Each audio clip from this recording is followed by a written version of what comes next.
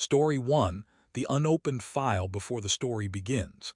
Take a second to like this video, subscribe to the channel, and comment where you're watching from and what time it is.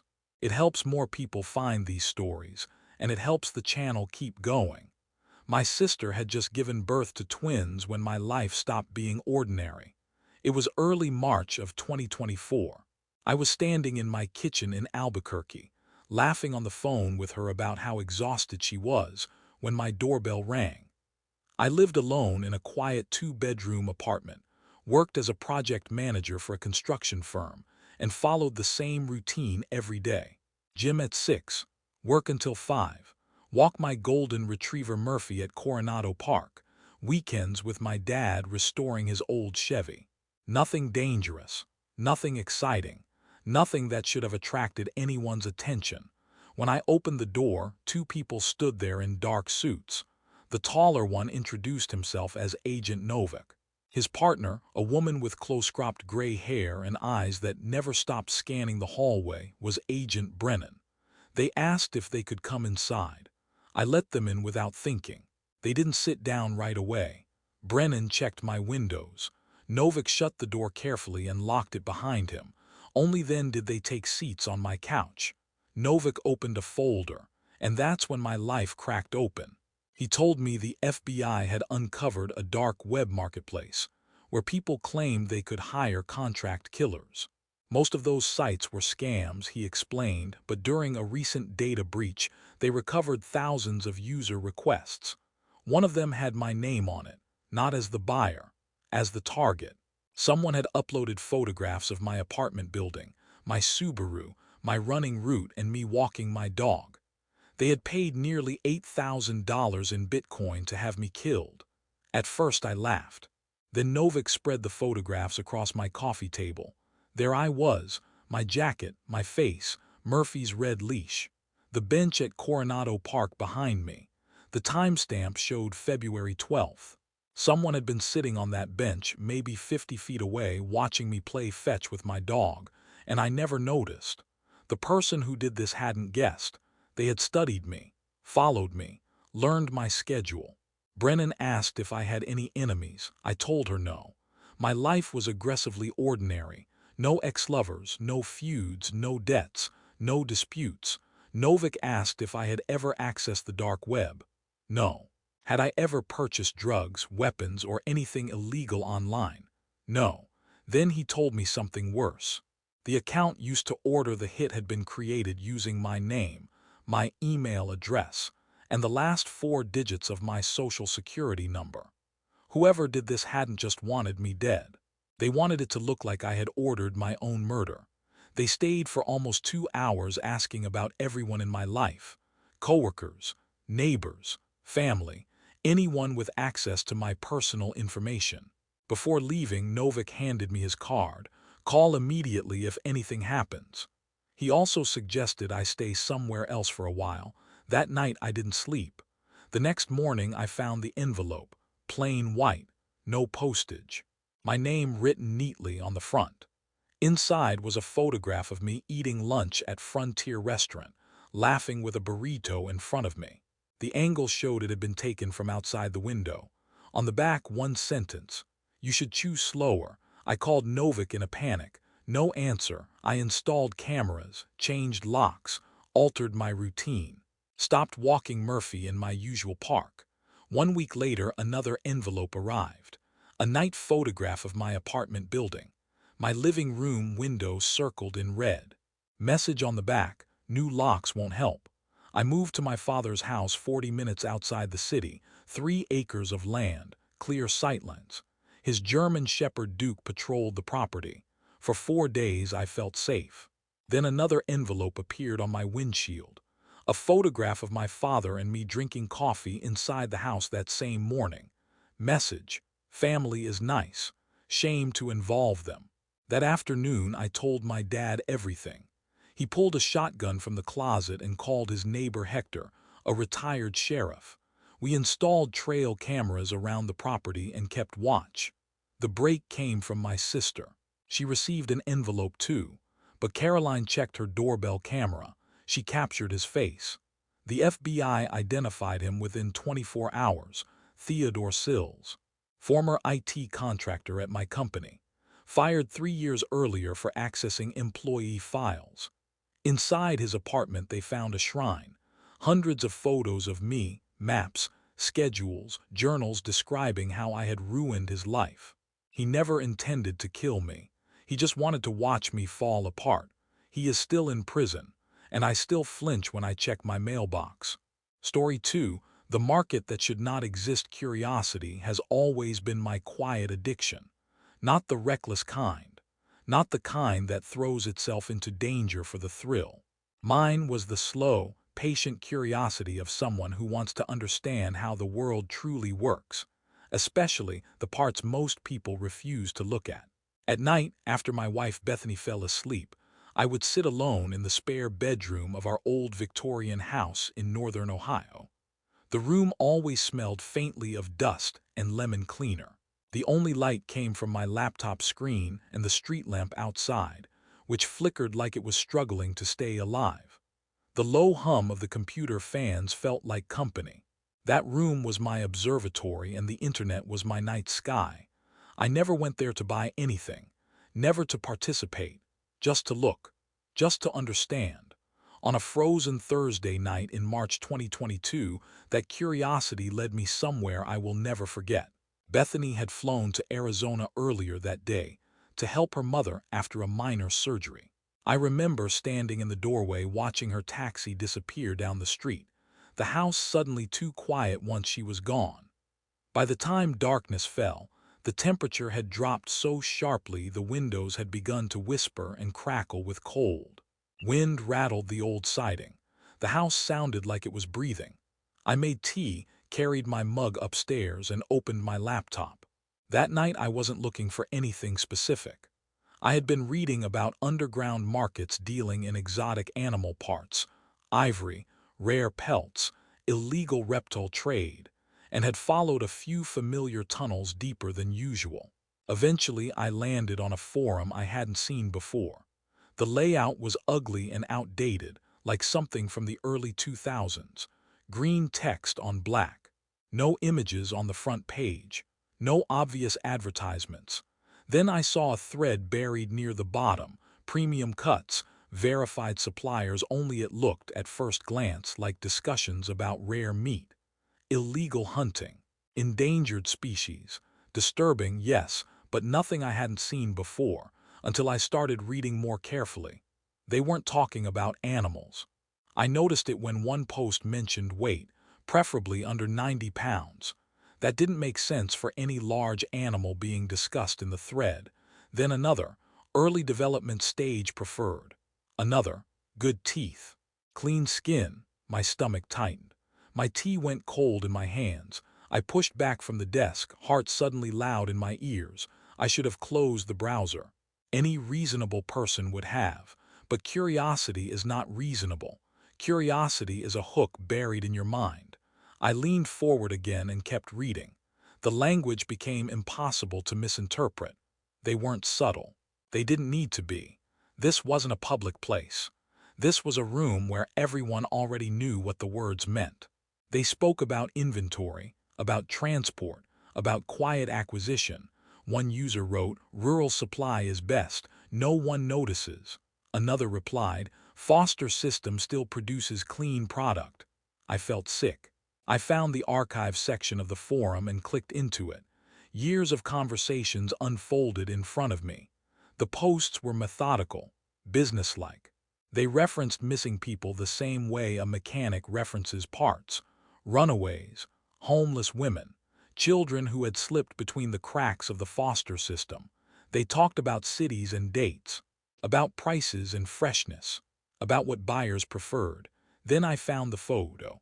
It loaded slowly, line by line. A concrete room, a drain in the center of the floor, a metal table bolted into the ground, leather restraints attached at the corners. I stared at that image for a long time, my chest tight, my hands shaking slightly on the keyboard. That room was not a slaughterhouse. It was not for animals. Every instinct in my body knew what that room was for. The house around me was silent. The wind had died. I could hear the ticking of the old clock downstairs. I opened a new tab and started cross-referencing. I searched for missing persons reports mentioned in the forum. I looked at dates, locations, descriptions. My blood ran cold when the first one matched. Then another. Then another. By dawn I had 7 confirmed matches. 7 real people. One of them was a 17-year-old girl named Brittany Saunders, who had vanished from a gas station in Arizona 6 months earlier.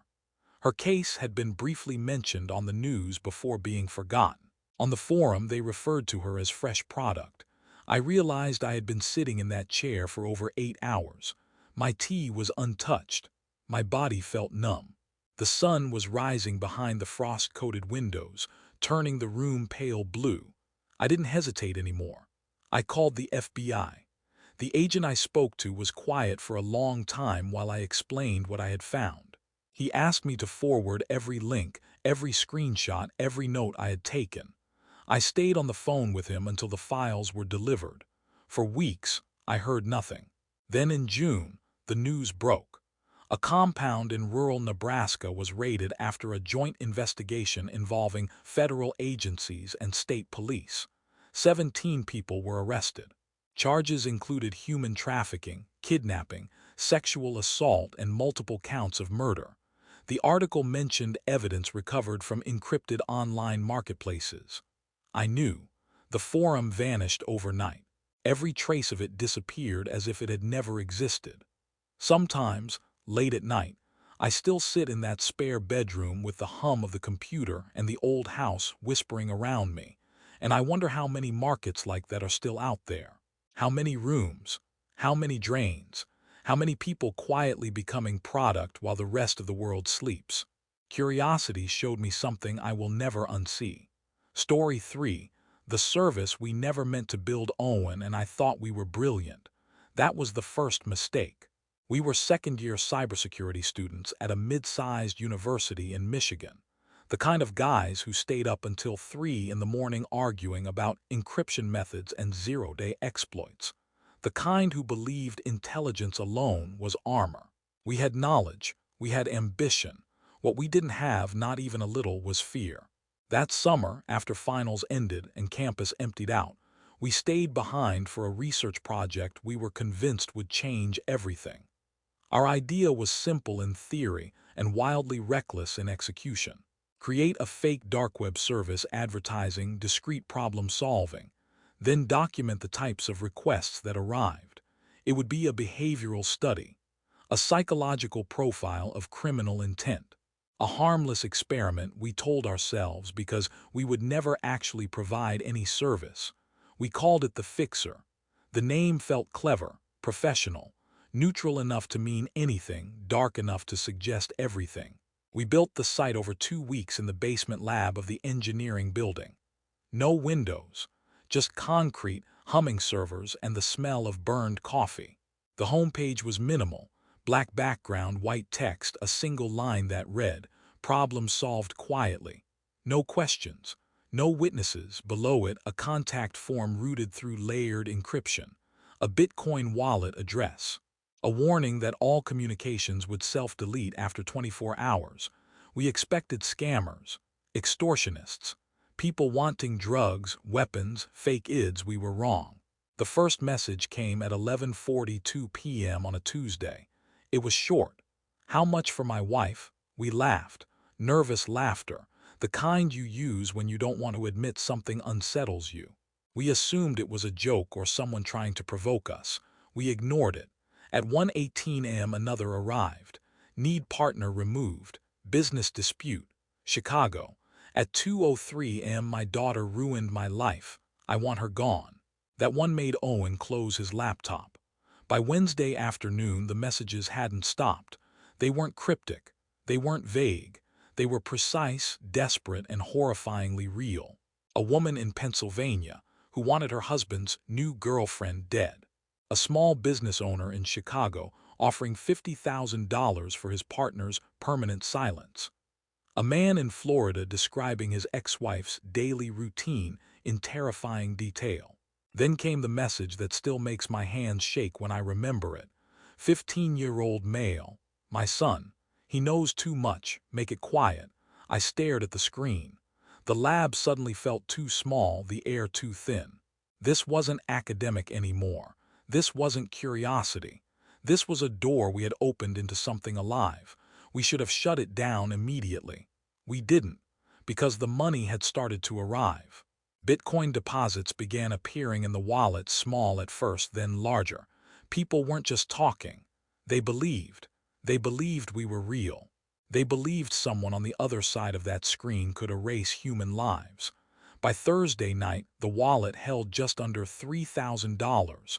We couldn't sleep, couldn't eat, couldn't undo what we had created. The lab became our prison. We sat there for hours reading messages, cataloging them, our notebooks filling with handwriting that grew shakier by the hour. Some of the requests were rambling and incoherent, full of rage and jealousy and paranoia. Others were cold and professional, with timelines, locations, photographs. One included a map. Another included a list of security cameras. Owen stopped making jokes. He stopped talking much at all. He just stared at the screen, jaw clenched, like he was watching a car crash he couldn't look away from. Friday morning, we walked into our professor's office without knocking. Dr. Havorson had taught digital forensics for 20 years. He took one look at our faces and told us to sit down. We showed him everything. He didn't raise his voice. He didn't ask questions. He simply picked up his phone and called the FBI. By sunset, 2 federal agents from Detroit were sitting across from us in the lab. They copied the site, the wallet, the messages, the server logs. They told us 3 of the requests matched active investigations. One was the business partner in Chicago. One was the woman in Pennsylvania. And one, the worst one, was the father who wanted his 15-year-old son dead. We shut the service down that night, pulled the servers, erased every trace of the fixer from the network. The agents kept the data. Months later, 2 arrests were made using our logs. We were never charged, but the university buried the project and warned us never to speak about it. Sometimes I think about the people who wrote to us. They are out there, living next door, standing in grocery lines, smiling at their children, carrying murder inside their chests like a secret organ. I don't explore the dark web anymore, and I have never looked at strangers the same way again. Story 4. The journal on the forgotten website. I work as a digital archivist. That sentence usually earns me polite confusion at dinner parties. People imagine I organize dusty libraries or catalog old photographs. The truth is stranger. I track down forgotten pieces of the internet, abandoned blogs, expired domains, dead forums, broken websites that once held someone's thoughts and then slipped out of time. The internet does not forget, but it buries. And sometimes, when you dig too deeply, you unearth things that were never meant to be found again. One night in March, long after midnight, I was following a trail of dead links through the deep web while compiling a dataset of early 2000s personal journals. Most of them were harmless. Teenage poetry, outdated conspiracy theories, long-forgotten fan pages. The kind of digital fossils that no one has touched in decades. Then I found the blog. It had no title, no banner, just black text on a gray background. The earliest entry dated back to 2004. What caught my attention immediately was the most recent post, 3 weeks earlier. The formatting hadn't changed in almost 20 years, the same narrow margins, the same blocky font, but the newest entry was unmistakably modern in tone.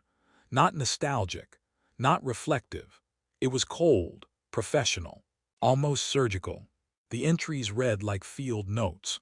No emotion, no context, just statements.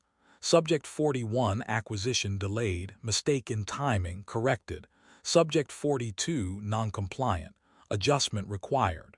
Subject 43, location verified. Between these posts were photographs, not landscapes, not faces, objects.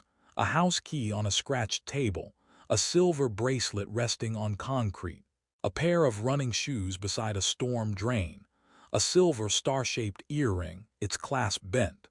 Each photo was tagged with a date and a location. My chest tightened. I opened a new tab and searched one of the names listed beneath an October entry. Felicity Dunn. She had been reported missing in late October from Columbus, Ohio. Her photo in the news showed her wearing the same silver star earring. I sat very still. I cross-referenced the next object, a bracelet, another missing person report, same city, same week. By dawn, I had 3 matches. I contacted the police that morning. They told me they were aware of 2 of the cases. They asked me to send everything I had. They asked me not to touch the website again. But 6 weeks later, I couldn't stop myself. A new entry had appeared. Subject 44, proximity increasing. The attached photo showed a copied keychain with the letter K. The location listed was a street 3 miles from my apartment. 6 weeks later, a woman named Kendra Vogel vanished from that address. The police found her alive in a storage unit 12 days later. They arrested a man named Russell Embry. On his computer, they found years of journals, photographs, and victims. He had been documenting his crimes for over a decade. Sometimes I still think about the night I almost closed that page and went to sleep. Story 5. The night my house watched me back. Friday nights used to feel peaceful. Not exciting. Not lonely. Just calm, the kind of calm you only notice once it's gone. My husband Ben had been sent to Denver for a 3-day work conference. I stayed behind in our old suburban house on the edge of town, a place that always creaked when the temperature changed and smelled faintly of cedar and old books. It was raining lightly that night, the steady whisper of it brushing against the roof like fingers on paper. I had poured myself a glass of wine, kicked off my shoes, and curled up on the couch with my phone. The house was silent except for the clock in the hallway and the faint hum of the refrigerator. No cars passed outside. The neighborhood always went to sleep early. Earlier that week, a coworker had joked about the weird parts of the internet no one should ever visit. She mentioned hidden forums, strange marketplaces, places where people spoke in code and nothing felt real. It stuck in my head, not because I wanted danger, but because I wanted to understand what people meant when they talked about the internet like it was a forest with parts you were never meant to enter. Out of boredom more than anything else, I downloaded a Tor browser. I didn't even know what I was looking for. I followed links, then links from links. Most of what I found was nonsense, broken pages, strange languages, empty forums abandoned years ago. It felt like walking through a city where everyone had already left. Then I found a forum. It looked ancient, like it had been built when the internet was young and forgotten to change. Dark background, plain white text, no pictures, no ads, just endless threads. The titles were unsettling. Routine patterns, neighborhood watch logs, optimal observation windows, tracking efficiency. I told myself it was probably role-play, conspiracy nonsense, people pretending to be spies or detectives, but I kept reading. The posts weren't dramatic.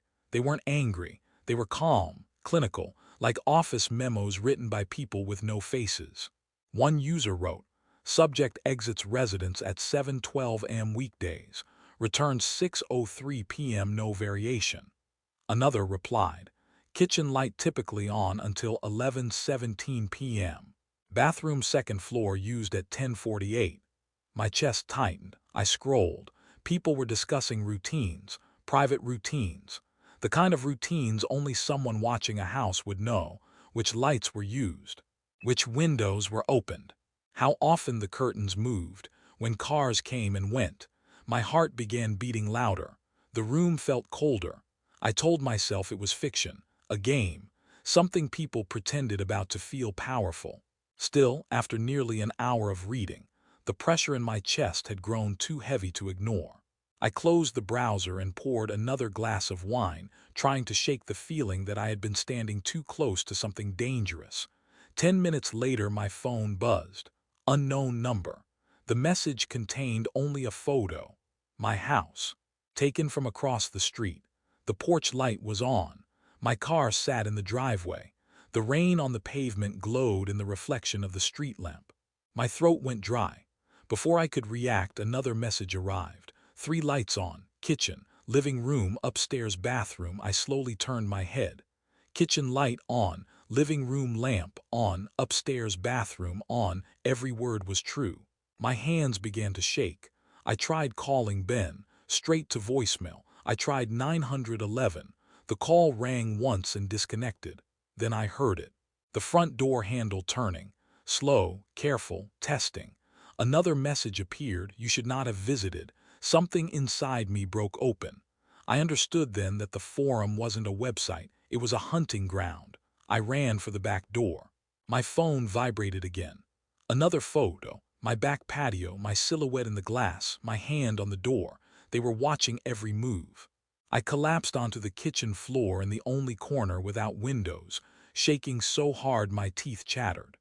The front door handle turned again, a gentle click, like someone checking whether it was locked. Minutes stretched into something shapeless and endless. My phone buzzed again. Still breathing, I didn't respond. I didn't move. I pressed my hands over my mouth and tried not to make a sound. Finally, after what felt like an hour, my phone rang. 911 connected. I whispered my address. The police arrived in under 5 minutes. Whoever had been there was gone. No footprints, no vehicle, no trace. The number was a burner phone that could not be traced. The forum had vanished. The photos contained no metadata. The officers stayed until dawn. Ben flew home that morning. I didn't sleep. That night never truly ended for me. Even now, years later, when the house is quiet and the rain starts tapping on the roof, I close every blind before the sun goes down. Because once you know someone can see you, you never forget. Story 6. The boy who opened the wrong door online. I was 16 years old when I learned that the internet is not a place. It is a doorway. And once you step through the wrong one, you don't get to choose what follows you back. That summer felt endless in the slow, hollow way only a teenage summer can. My parents both worked long shifts at the hospital. My older sister was away at college. My friends were scattered across road trips, summer jobs, family vacations.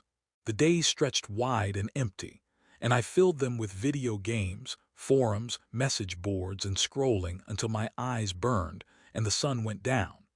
Our house sat on the edge of a quiet subdivision outside Milwaukee, bordered by tall maples and long sidewalks that seemed to go nowhere. From my bedroom window I could see 3 other houses, a patch of woods behind them, and the narrow road that curved out of sight like a question mark. Most nights I fell asleep with my laptop still glowing on my desk, the hum of its fan mixing with the crickets outside. I had always been curious about the internet's hidden layers, not in a reckless way, more like a puzzle lover who wants to know what's behind every door, even the ones with no sign on them. That curiosity had been fed by videos I'd watched, documentaries about the deep web, YouTube explainers about encrypted networks, rumors of strange communities buried beneath the surface of what everyone else saw. One afternoon, after a particularly long stretch of boredom, I finally downloaded Tor. It felt harmless, educational, just curiosity. At first, that's exactly what it was. Broken forums, old archives, abandoned websites frozen in time. Strange discussions about forgotten conspiracies, retro software, underground art. It felt like wandering through a digital ghost town where nothing dangerous lived anymore, just echoes. Then I found the null archive. The page loaded slowly. The design was ugly and outdated, green text on a black background, blocky fonts, no images, no banner. But unlike everything else I'd seen, this place felt alive. Threads were active. Replies appeared by the minute. Usernames were cryptic strings of letters and numbers, and every post seemed to orbit around one idea: information. Not news, not gossip. Information about people, routines, locations, devices, habits, schedules. I created an account under the name ShadowBite16 and began reading. At first, I told myself it was all hypothetical, role-playing, people pretending to be hackers and spies. But the longer I stayed, the more the tone unsettled me. Nobody bragged, nobody joked. The conversations were short, precise, and disturbingly technical. Someone would post, subject active, Midwest, Teen, high device usage. Another would reply, confirmed, vulnerable endpoint. I didn't fully understand what it meant, but I felt the meaning behind it. 3 weeks passed. I visited the null archive almost every day. Sometimes I posted harmless comments about software or encryption just to feel invisible in the crowd. Mostly I watched. Then, late one night, I received a private message. From admin null 7, your OPSEC is terrible, check your downloads folder. I laughed out loud in my empty bedroom. OPSEC, I muttered. Sure, still, a flicker of unease made me click open the folder. There was a file inside that I had never downloaded. Hello Shadow exe, my stomach tightened. I double-clicked it without thinking. The screen flickered. A text window opened. Inside it was everything. My full browser history, my saved passwords, my school schedule, photos from my laptop camera, my home address. A live map of my location. My chest went cold. I slammed the laptop shut. My phone buzzed on the desk. Another message from admin null 7, relax, I'm warning you. Someone here has compromised your device. Your data is being sold. $200 for full access. Attached was a screenshot, my username, my computer ID, my face from the webcam, a price. I couldn't breathe. I covered my webcam with tape. I unplugged the laptop, the router, the printer, everything. The silence in the room felt loud, wrong, like the house was holding its breath with me. At 9:04 p.m. my phone vibrated. Unknown number. The message contained a photo. My house taken from across the street, the porch light was on. My parents' car was in the driveway. My bedroom window glowed faintly. Nice place, close your blinds. Someone was physically there. My hands shook so badly I nearly dropped the phone. I crawled to the window and peeked through the curtain. Nothing. All night my phone lit up with messages. Still awake. Big day tomorrow. Slightly smiling face, they knew I was afraid. They enjoyed it. I didn't sleep. I sat on my bed with the lights on, the door locked, my heart pounding so hard it felt like it might bruise my ribs. When morning finally came, I told my father everything. The police traced the attack to a 19-year-old named Brendan Lowe, running a data harvesting ring that targeted teenagers. He had paid someone $20 to take the photo of my house. Brendan was arrested, sentenced to 6 years. I wiped my computer, deleted every account, started over, but the lesson stayed. The internet is not separate from your life. It is a hallway, and once you open the wrong door, someone can walk straight into your world. Story 7. The box that was never meant to be opened. I bought the box because I was bored. That is the only explanation that doesn't insult the truth. Not curiosity, not greed, not thrill-seeking. Just the hollow, heavy kind of boredom that settles in when life feels stuck between the same mornings and the same nights. When the days begin to blur and you start craving something, anything, that might interrupt the rhythm of your own thoughts. It was late, past midnight, rain tapping against the apartment windows like nervous fingers. The city outside was quiet in that strange way it only becomes when most of the world is asleep and the rest is hiding.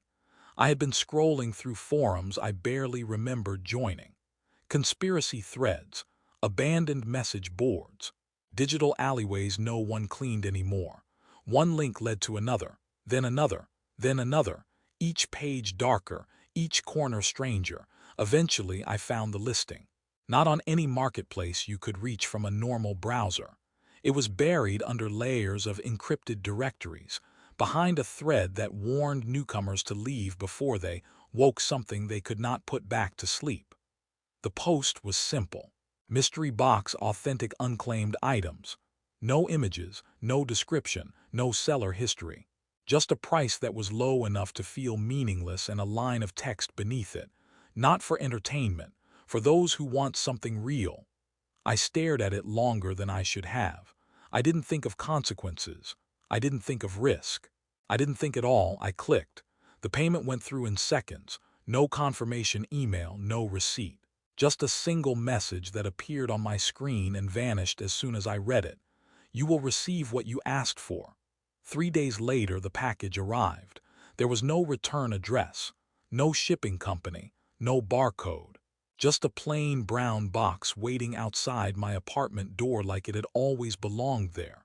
It was heavier than I expected, heavier than it should have been.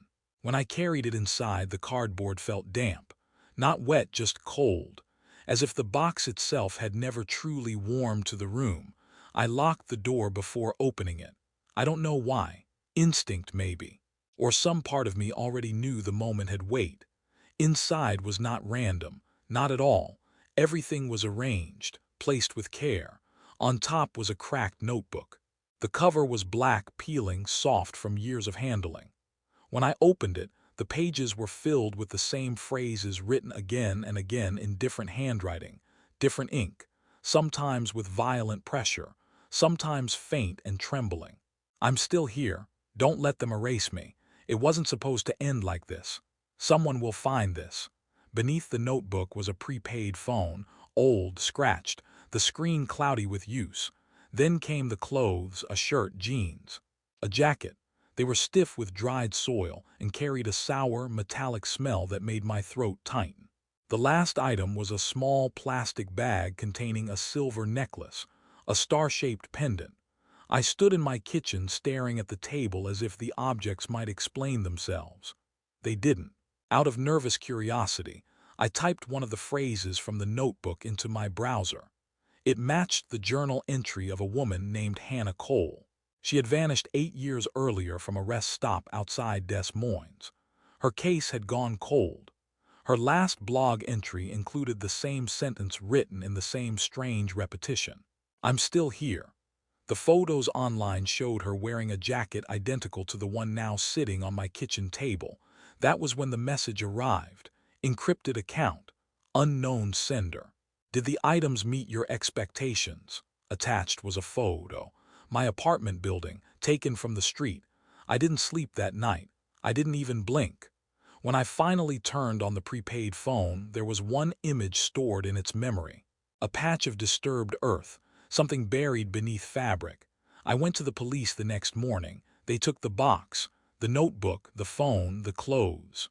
The necklace. The investigation stalled. Weeks passed, then months. The seller vanished. The account disappeared. The listing was gone.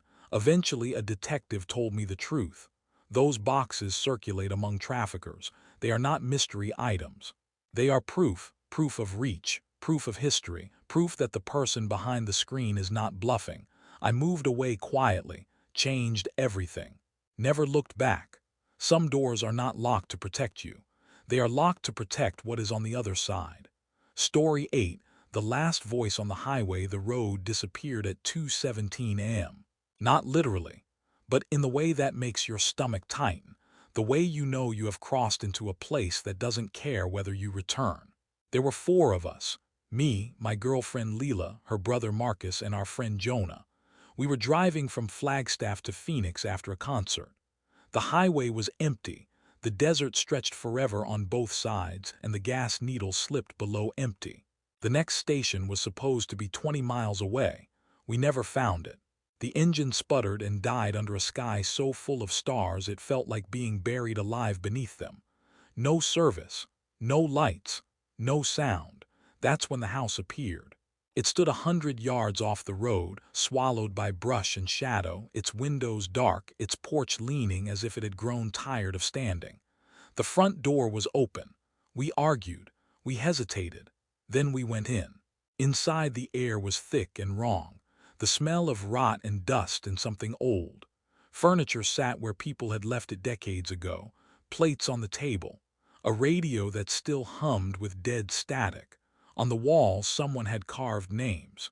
Dozens of them, some scratched out, some underlined, some circled. We explored the house in pairs. That was our first mistake. Jonah disappeared first.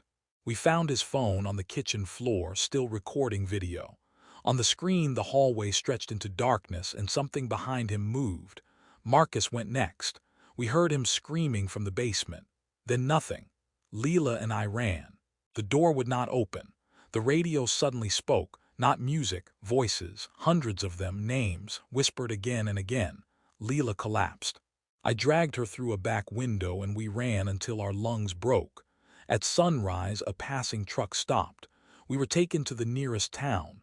The sheriff listened. Then he showed us a map. The house did not exist. 3 months later, Leela vanished. Her car was found near that stretch of highway. The gas tank was full. Sometimes, late at night, my phone rings from an unknown number. When I answer, I hear wind and a radio and voices whispering names. I never hang up anymore, because I am afraid of hearing mine.